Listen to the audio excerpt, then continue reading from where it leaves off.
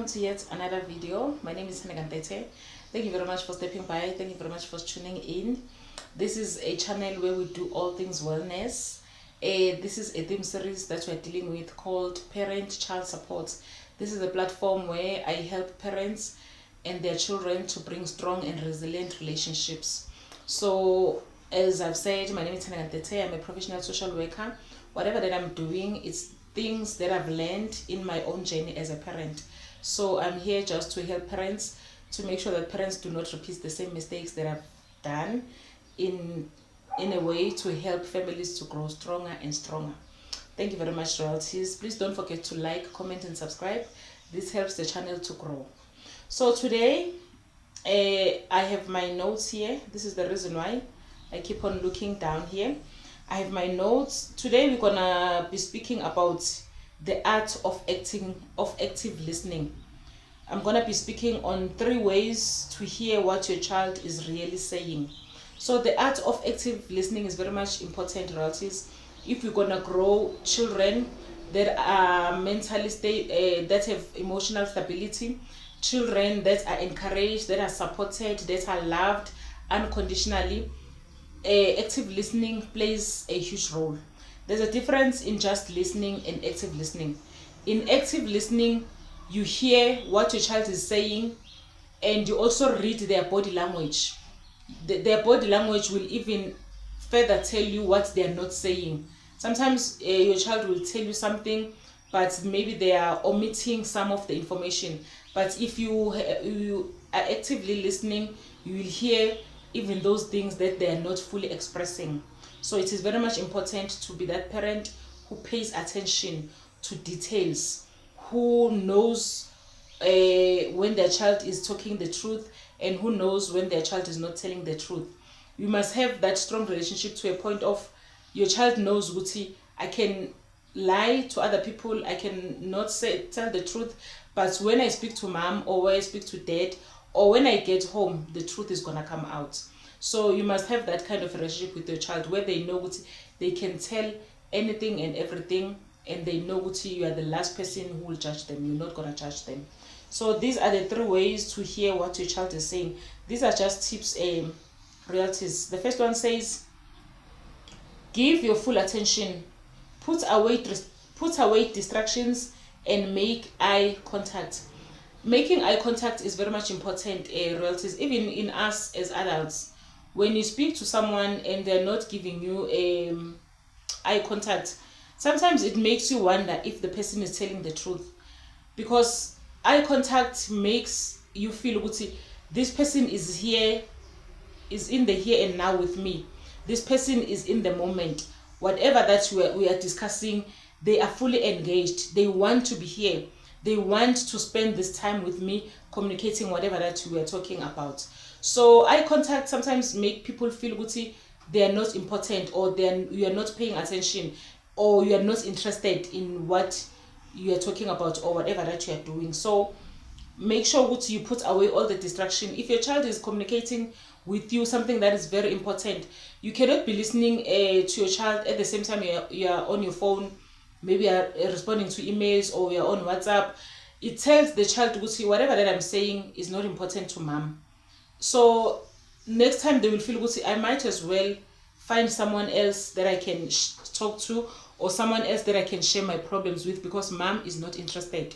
If your child is speaking to you and there's distraction, it tells them mom or dad is not interested. So your child will go out in the streets, they will make friends in the streets, and they will get the attention that they need. But things are not supposed to work that way, royalties. So pay attention, maintain eye contact, feel engaged. Let your child feel your engagement.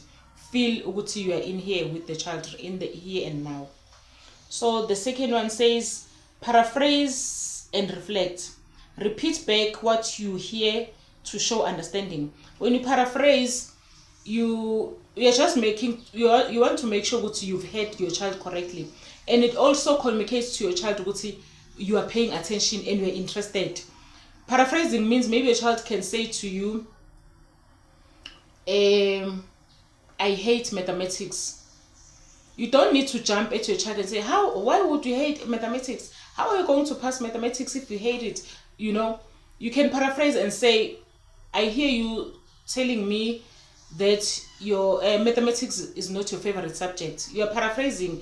You want to make sure that you've heard what your child is communicating correctly, and they will say, yes, I do not favor maths. And then now that is an open platform. You want to find out why is your child feeling like that. Is it about the content?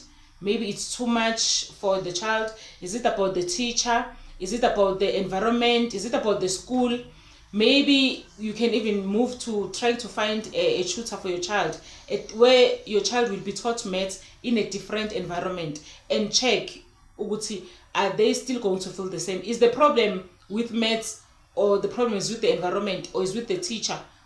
Then that's when you'll find out. But the most important thing is to paraphrase and reflect with your child. Now when you are reflecting, you are digging deep onto the information that they're giving you. We are not just taking it, okay, my child does not enjoy mathematics, but now you dig deep on things like, what is it going to help to solve this problem? What can be the solution? As I've mentioned, that you'll go and find maybe tutors or someone who can help your child and find out what is the problem with mathematics. So this is just an example. The last one says, ask open-ended questions. Encourage your child to share more than just yes or no. As this example, when I said your child is saying, I hate maths, you need to ask an open-ended question. And if you are not asking an open-ended question, it means you will say something like, when your child says, I hate mathematics, you will say, maybe you'll ask your question, the question, how much did you get on maths? Maybe they're saying this because of the marks that they got on that term. It's not about the entire journey or the entire year. It's just they're saying this based on the experience of the first term. So you need to know as a parent. Maybe they say, yeah, I failed maths. That is the reason why they feel like they hate maths. But when you find a tutor, you find someone who will help them to improve. You'll hear the child next time saying, oh, I love mathematics. Mathematics is my favorite subject.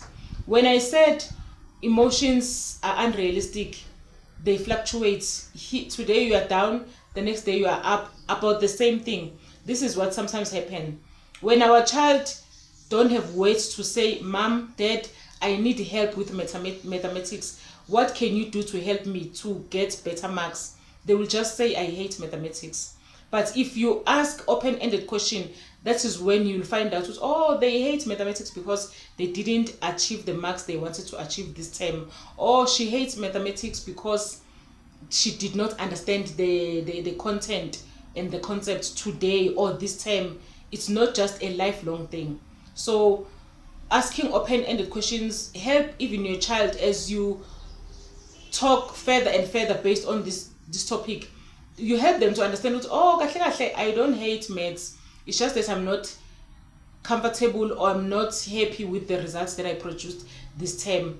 And now you get the help for them. They see they're doing better. Now they're excited. Now they're encouraged to go on doing mathematics. This is just an example, but royalties. But it is very much important. So it is very much important to listen attentively, pay attention when your child is speaking. Avoid distraction and focus on what the child is saying here and now. Do not overextend the topic to something else. Maybe when your child says, I hate mathematics or I don't like mathematics, now we are saying, if you don't like mathematics, it's the same. What else are you going to do? You can't even change. You can't even change maybe to life sciences, because you know what you won't pass. You will not pass life sciences, or you will not pass geography. Now you are extending the topic to a place where your child is gonna feel even worse and worse and worse. You are not helping. Now you are telling your child, Guti, they will never pass life sciences. They will never pass geography. You are taking them from a point of weakness to a point of distraction. Now you are destroying the child's morale, because now you are bringing more and more things that they are not comfortable with. You are taking them to a space where they are not comfortable with even what you are speaking. Now they feel like, if I wish I didn't speak to mom or dad about this, because now they even made me to feel even worse than before I spoke to them. So pay attention, engage on what your child is saying, paraphrase and reflect on what your child is saying, not what you think your child must be saying or you think your child is saying. Be sure this is what my child is communicating. Thank you very much, Royalties, for staying up to this point. Please don't forget to comment, like and subscribe. It helps the channel to grow. Please comment on the comment section which ways do you use to help your child to become the better person that she can or he can become. What strategies and techniques are you using at home? Thank you very much. Till we meet again on the next video. Bye bye.